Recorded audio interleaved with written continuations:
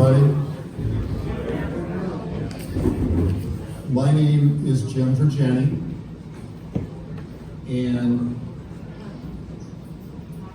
on behalf of the Girgenti family, the Phillip family, Poole family, and Rosa family, I want to welcome you to the celebration of life for John Girgenti. As you all know, John loved to have a good time, and he really enjoyed people. So again, thank you for being here today. Whether you're going to join us upstairs, downstairs, or outside, the hope today is for each of you to recall a special memory that John left with you, and have that memory lift your spirit to celebrate a life well lived. So we're going to get started on that journey. You're going to meet members of our family that are going to share their feelings with how John impacted your life. So we'll get started right now.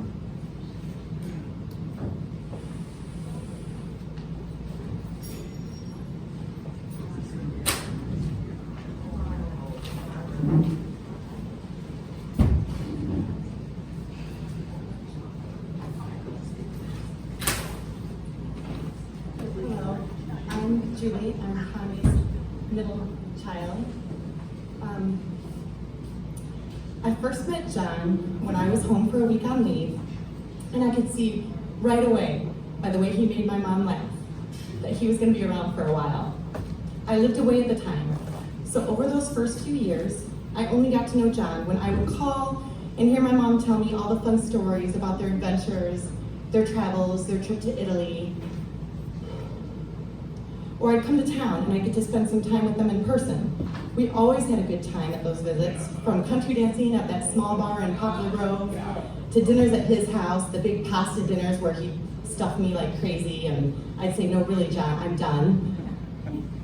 Morning coffee at my mom's. We had great conversations. He was funny and nice, and although I did question his sanity a few times, especially after seeing the photos of his latest costume idea, he made my mom so happy, and I was just glad that they could enjoy life together. Because he came into our mom's life after we three were grown, I didn't know how close a relationship exactly we would have. But then I got married, I had a son, and I moved closer to home. And watching John grow from my mom's boyfriend, who I really liked, into my son's grandfather, who I loved, was such a beautiful thing. I saw a completely different side of John, and all of those crazy antics and wacky ways of his of having fun that may have had me a little thrown off in the beginning made perfect sense. He was meant to be my boy's grandpa, and he was meant to be family. He once told my husband that meeting Michael James was when he truly understood the concept of unconditional love. Love without condition, affection without limitations. It was something instantaneous, where there was no courtship, no learning curve, just immediate love. That unconditional love never stopped when it came to his grandson, and he experienced it all over again when he held his second grandson, Austin, for the first time. And I have no doubt that when Grandpa John would have met our latest addition to the family, Giuseppe, that he would have been so incredibly in love all over again. Watching the sparkle in my boys' eyes, the mischievous grins that they would share as they tested out Grandpa's latest game or silly project, it was clear that they adored their grandpa, almost more than he adored them. When Grandpa was coming to town, I knew I better have some tarps, some cleaning brushes, and a glass of wine for me on standby. From the world's biggest game of spitwad, watermelon slushies, treasure map making, animal trapping, spray paint art, and animal parades, to the infamous backyard mud pit, which we still have the huge dirt spot to remind us of. Thank you, Grandpa. He always knew how to get the good times rolling. There was always lots of laughter when Grandpa was around, and lots of noise. And as funny and as silly as he could be with the boys, Grandpa also had his serious moments. He would write out such beautiful prayers, sometimes 2 pages long, that he would say before a meal together. He would be thinking about how fast the boys were growing, and so he'd write them a long song or a letter. At times he would talk with Chad and I about their education and the dreams for them in the future. And then whenever he would leave for Florida, and sometimes just for fun, he would slip the boys some money and then talk to them about whether it was for fun or for saving. After all, the grandpa who takes the boys on shopping sprees at Goodwill knows a thing or two about how to stretch a dollar. The lessons Grandpa taught the boys about having fun in life, being silly, or the importance of savings and future planning are endless. I could stand up here for hours sharing all of our wonderful memories and good stories we have together with Grandpa John. But I can already hear him saying, "Get her done, Julie." So I just want to say to Grandpa, in life, we loved you dearly. In death, we love you still. In our hearts, you hold a place that no one can ever fill. It broke our hearts to lose you, but you didn't go alone, for there's parts of us that went with you the day God took you home.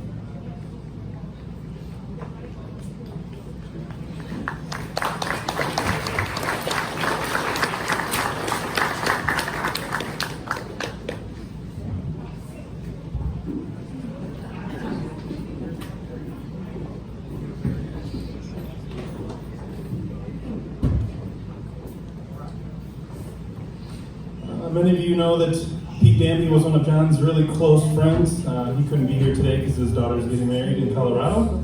So he had asked I was going to sing it. Just keep playing, I'll just sing along to that. Okay, I was just joking. All right, this is Pete Danby. John, you left us too soon, but the memories will live on forever. I still clearly remember the first time I met you. 1970, and all that great times we had for the last 50 years. From total concept to the dinners above your new salon, new image, to all our wonderful adventures. You gave all my kids their first haircuts some 40 plus years ago, and me my last haircut before you went big time with your apartments. Plus all the adventures and years in between, wow. We raised some hell, sorry boys, had lots to drink, and you met a wonderful lady. Connie and I miss you, but one day we will all be together, having an awesome time, remembering the great guy you were. Keep the peace, John. Pete Danby.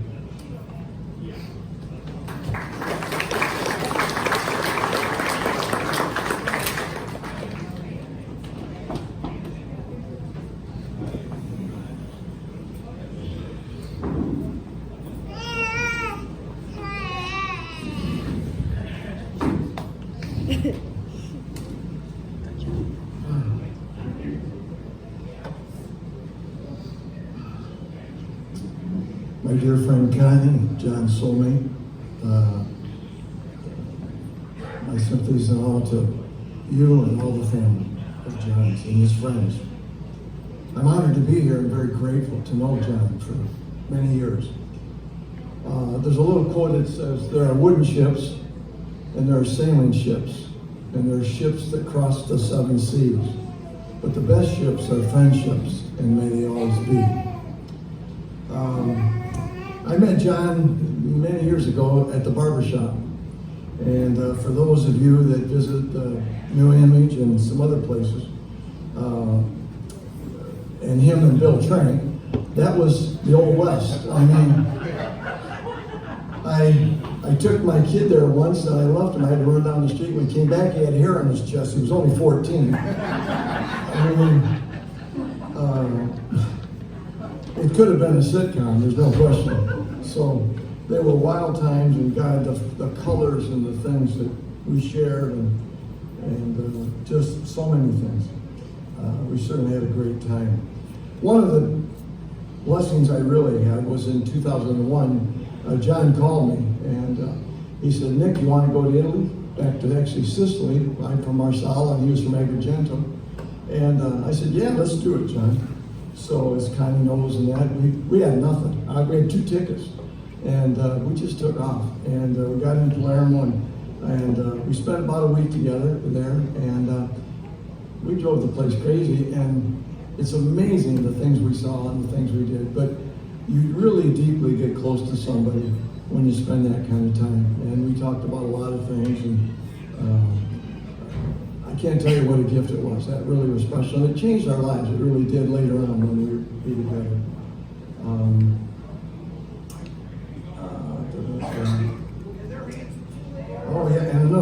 trip, you know, John was, what a giving guy, but we were looking for hotel rooms. Where were we at? I think we were in Agrigento.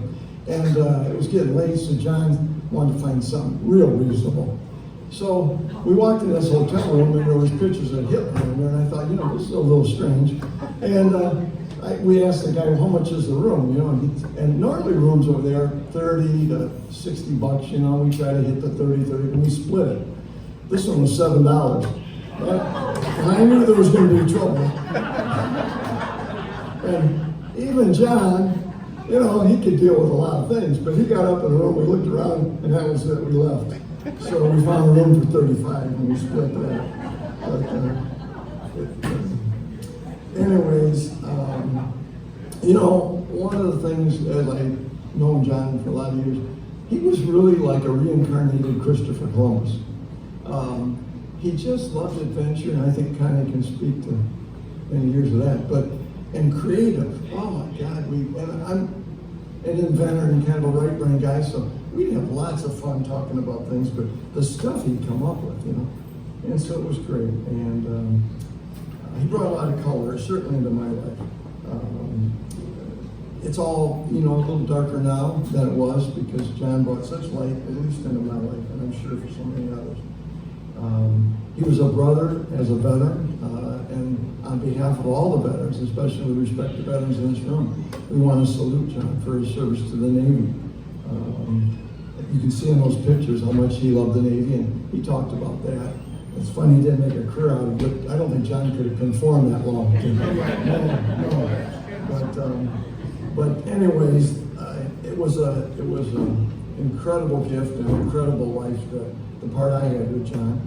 I want to share with you, Dale Pohl is a Master Senior Chief, one of the highest ranking, he had retired, good friend of ours, us vets, and I told him about John and how much John meant to me in his service in the Navy. He said, I got something for you to read. And with permission, I'd like to do that. Hope I can get through this. Some of these words are different. No more to watch, to stand, old sailor, for you are drifting on an ebony tide. 8 bells have rung, dog watch is done, a new birth wails you on the other side. Your ship is anchored in God's harbor, and though his sailors are of equal rank, there'll be shipmates on the deck to greet you and pipe as you ascend the plank. Her boilers will have a full head of steam, cargo stored and galley stored, just waiting to get underway when the last hand comes aboard. Look sharp, that hand is you, old sailor, and you'll be sailing out on heavenly seas. So may the wind be ever at your back, fair weather and Godspeed. God bless you all, and God bless John. Thank you.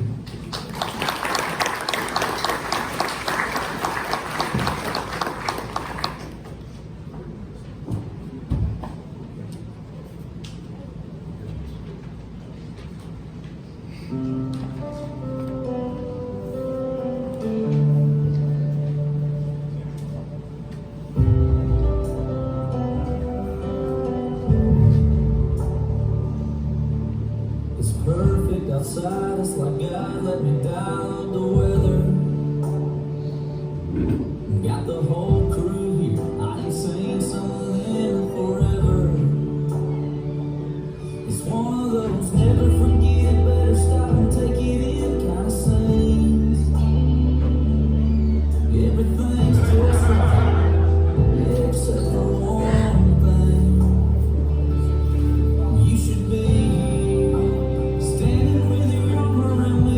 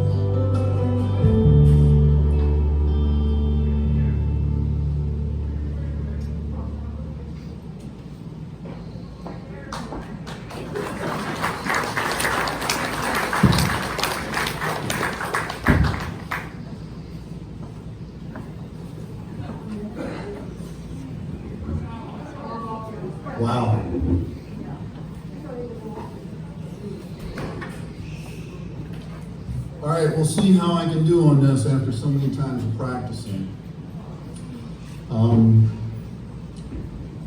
When Connie asked me to give the eulogy, I was honored to talk about my brother.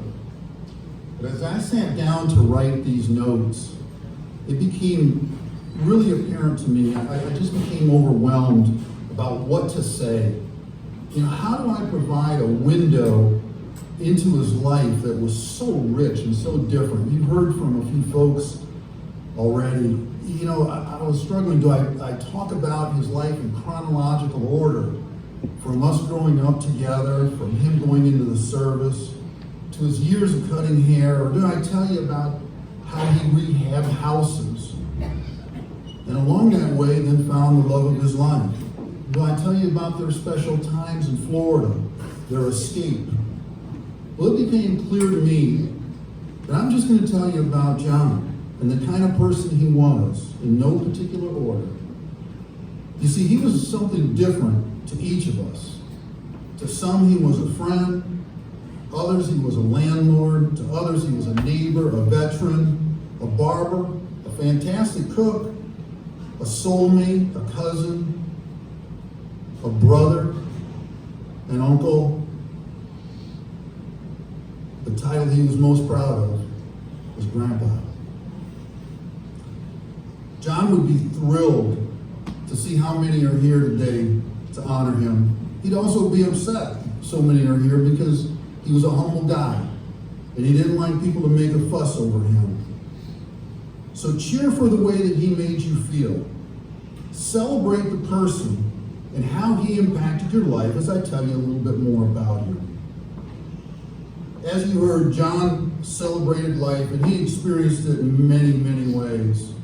He loved to find the odd, the unusual, the things off the beaten path.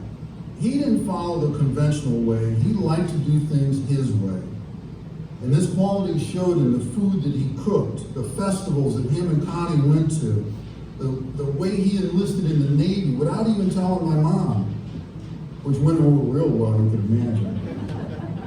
The art that he crafted for his home and for others, the places he visited. You heard from Nick, go to a foreign country without hotel reservations. And I asked him, what are you doing? He said, I'll figure it out when I get there.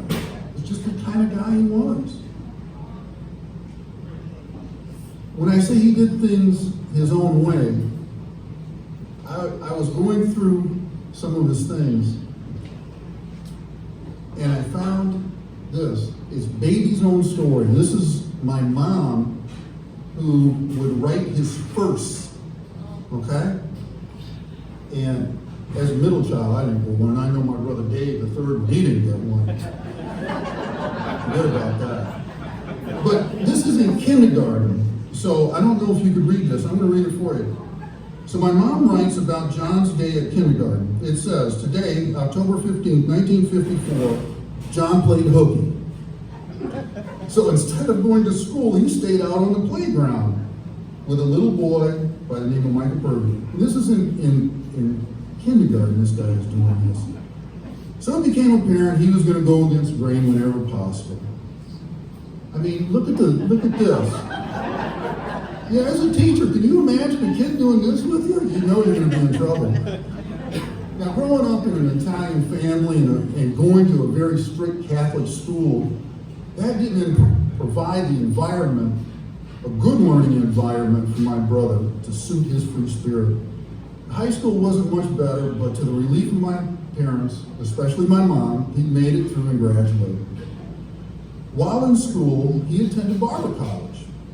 And shortly after graduating, got his barber's license. In fact, I was his model when he went to take his state boards. I thought it was so cool to be in a hotel room with my big brother. He even went down and got an older guy to buy us beer to drink with. I still remember this. I thought it was so cool. Now, listen, I think one reason he chose me as a model was because, again, back then I had nice hair, but I didn't have very much facial hair. And one of the parts of the test was you had to shave your model with a straight razor. So when we got done with that, man, my skin looked smooth as a baby's butt, you know? So he was always trying to work an angle, even at that age. So after he got his license, he enlisted in the Navy because the war in Vietnam was going on. And as I said, he did this without telling my mom. Just amazing he did that. So this is the look from his father. But yeah. Let me go back here. He looked like he bit off a little more than he could chew on that. Well, after getting out of the Navy, he worked as a barber cutting hair in a variety of places and ultimately opened up his own salon, New Image. And during this time, he was buying and rehabbing houses. You can even see there's a little sign there, cash for fixer-uppers, I believe it says. So he was working to buy houses and rehab or to sell and keep. And my dad and I worked with John on a couple of these houses, and it became clear to me that back then he had the focus of somebody who was determined to be his own boss. And those of you who are your own boss, you know that means doing things that others won't. And John embraced that philosophy. There was not anything that he would ask someone else to do that he wouldn't do himself working on his houses. So as the years passed, his portfolio of houses grew, and he even helped many folks to purchase a home that he owned. And along the way, he helped many of us just with his time, his advice, maybe some money, or just being there for us. He was generous with everything, especially those four-letter words for drivers who got in his way. He had a rich vocabulary of those, and Connie witnessed to him many times on the drive down to Florida. You know, another of John's talents was cooking, and he shared that talent with his friends and his family. And he always would like to try new things, new dishes, new spices. And my brother, as you heard, was kind of tight.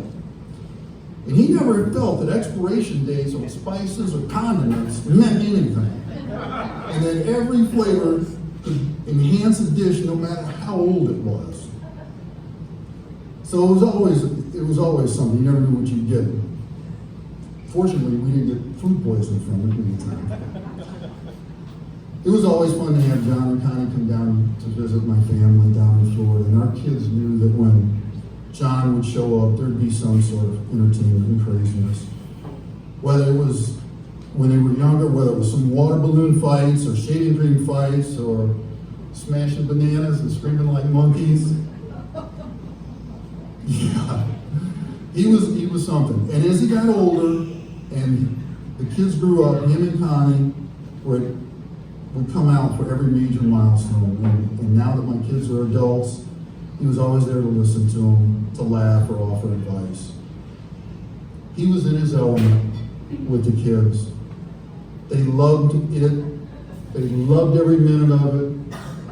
And they loved him deeply. And I know my brother Dave and his kids have some stories they could share too. A turning point for John was when he met his partner for the last 23 years.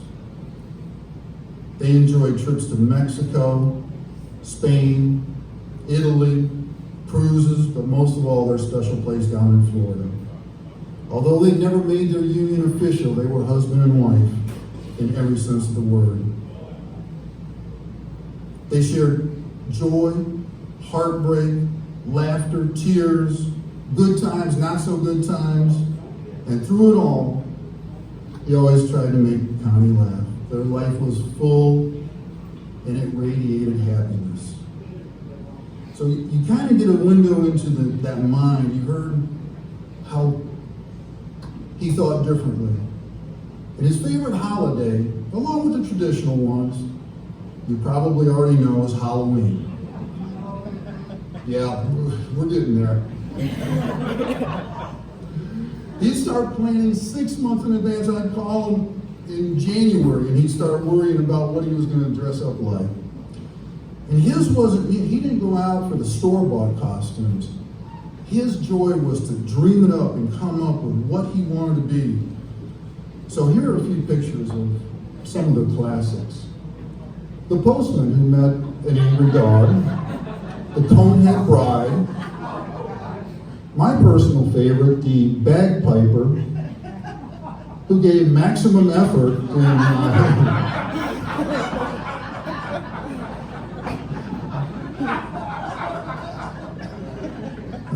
and you know, that kilt and everything is still downstairs at his house. I should have brought it. I should have worn it. So when Johnny and Connie moved down to Florida, the insanity continued because they found adults who liked to dress up too.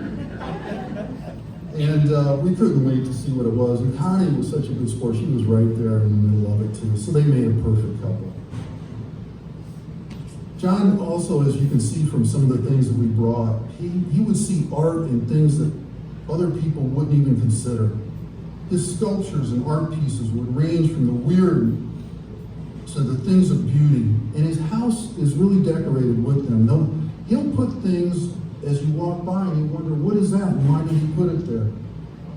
He'd always see things a little bit differently. From decorating a broom to some metal artwork sculpture. Just a few of the things, so please take a look at him. Not only did he create this artwork, but he would even put his words to favorite songs or prayers. And I want to introduce someone who was out to dinner with John and Connie the night that he passed.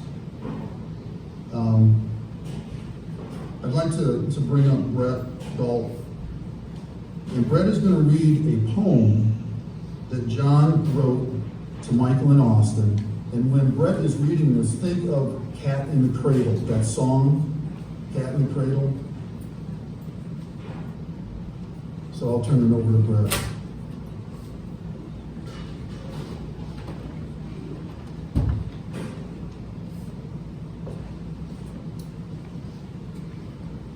Good afternoon, everybody.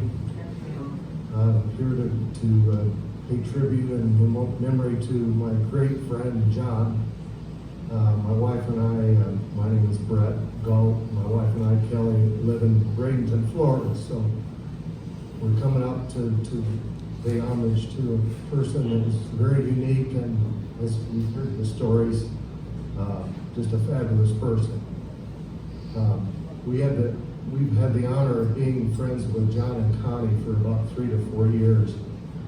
And we're very blessed because it really changed our lives having friends like that.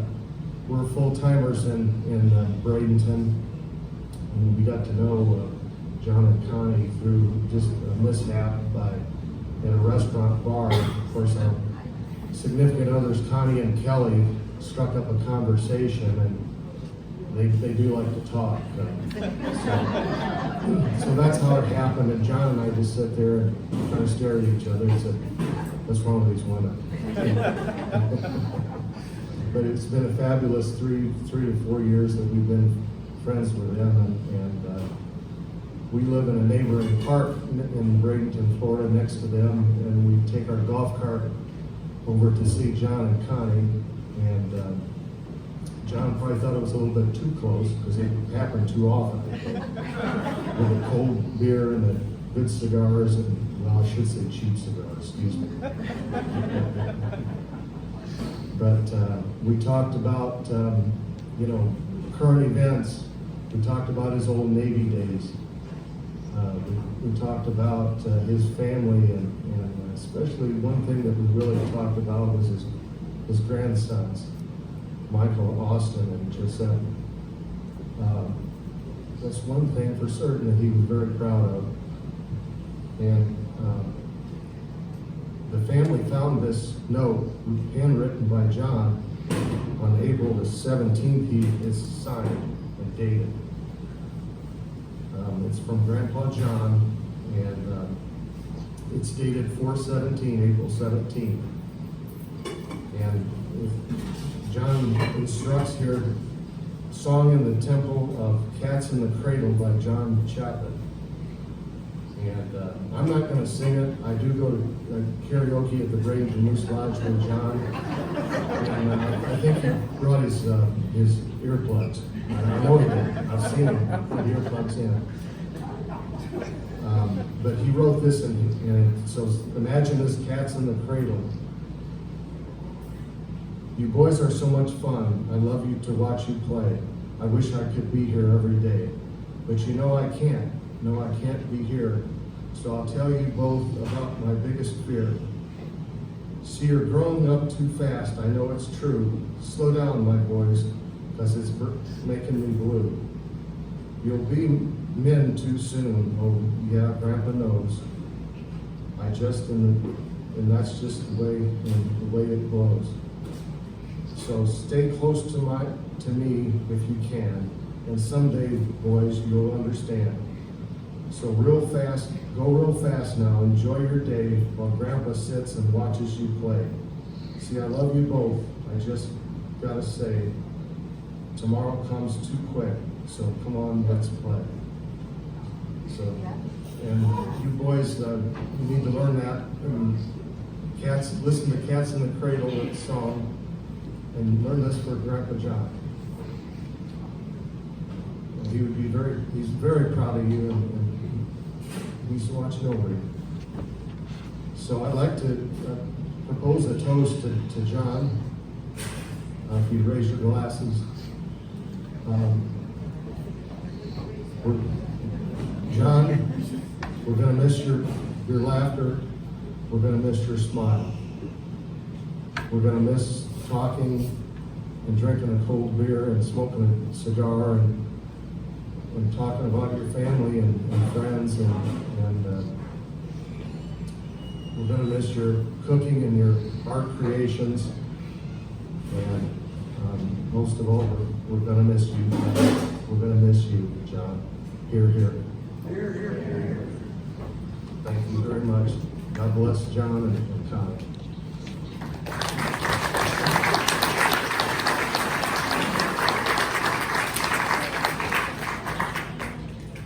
I just got a couple more things to say, and it's talking about the honor that John had to being a grandpa to these two young men sitting over there. Even though I live in Arizona, he'd send me videos and pictures of you guys playing when you were very young. And the crazier, the better it was for him. There wasn't anything off limits. As you heard from Julie, he created a mud slip and slide in the backyard, to painting with your feet, to the spitball. There was no end, no limit. To the used toy store, which was Goodwill. He had a good twist to it. Sounded good, didn't it? He loved you boys, still loves you. And I know that you guys are going to have wonderful memories of that creative mind and the things and the activities that you guys shared. And I know that John was excited to meet the newest member. But unfortunately, with John's unexpected departure, that didn't happen, but he's looking down today. So as you can see, John's life was a rich mix of hard work, determination, vision of a better life, kindness, fun, laughter, family, food, friends.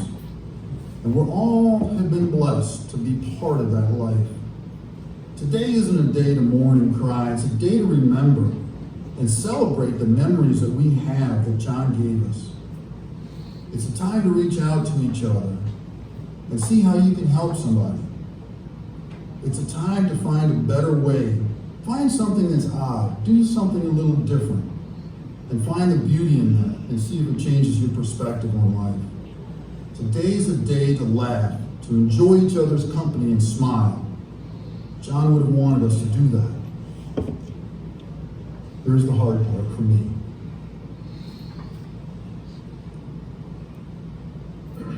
In closing, I want to share something with you guys that's very special. Many years ago, John asked me to take care of his affairs when his time was up on this world. And a few weeks back, when I was at his house going through his things, when strategically placed, I found this note. Well, sorry, kids, that was you guys.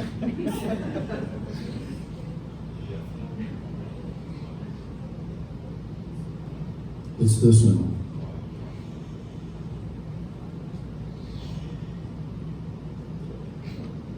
So I'm going to tell all of you guys, do what my brother said.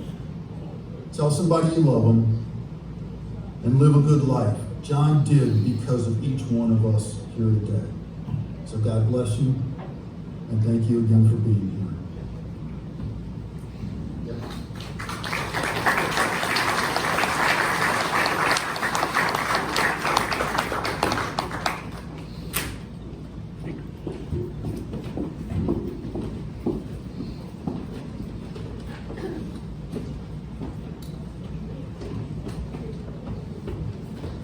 Good afternoon, everybody. I'm Anthony Girgenti. Got my sister Adriana and John's grandkids, Michael and Austin. John was always there for us. Even though we lived in Arizona, we could always count on his visits and attendance to all the important events. All of our friends, just like Michael and Austin's friends, knew John. John always took interest in all that we did. I remember one time I actually took Uncle John for show and tell to school because I was so proud of him. A couple of years ago, we went to Park City for my dad's birthday. Uncle and John and Connie were meeting us there as a surprise. But just showing up wasn't enough for John. He strategically decided to dress up like an old lady in the middle of the airport and start throwing a fit, groaning and moaning. My dad, meanwhile, was at the rental counter trying to take care of our car, and he just hears this lady groaning louder and louder. Yeah, he started to walk away before he realized that it was John. I don't know how he ever made it out of there without getting thrown out. But that was Uncle John. He was a big family guy. Every visit, no matter what we had going on, we would always have one of those nights with a big Italian dinner. Afterwards, we'd hang out in the backyard and we would talk about everything. Politics, religion, women, everything that could get us in trouble. Nothing was ever off limits to John. And I'm really gonna miss him a lot.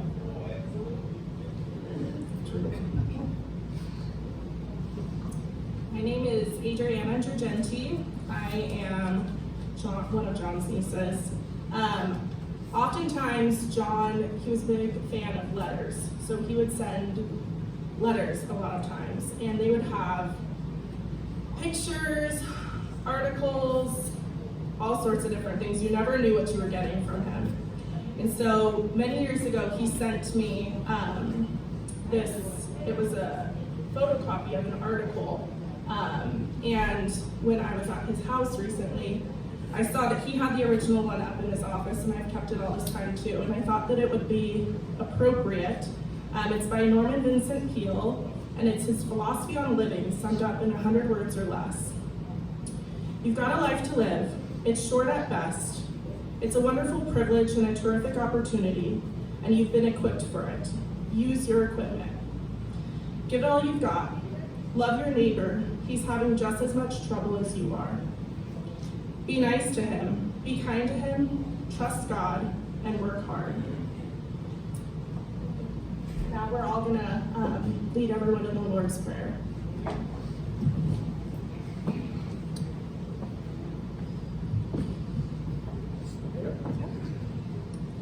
Our Father, who art in heaven, hallowed be thy name. Thy kingdom come, thy will be done on earth as it is in heaven. Give us today our daily bread, and forgive us our trespasses, as we forgive those who trespass against us. Lead us not into temptation, but deliver us from evil.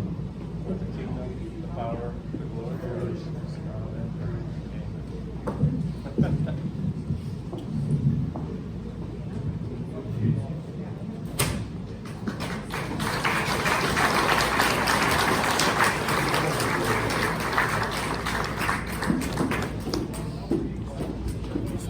In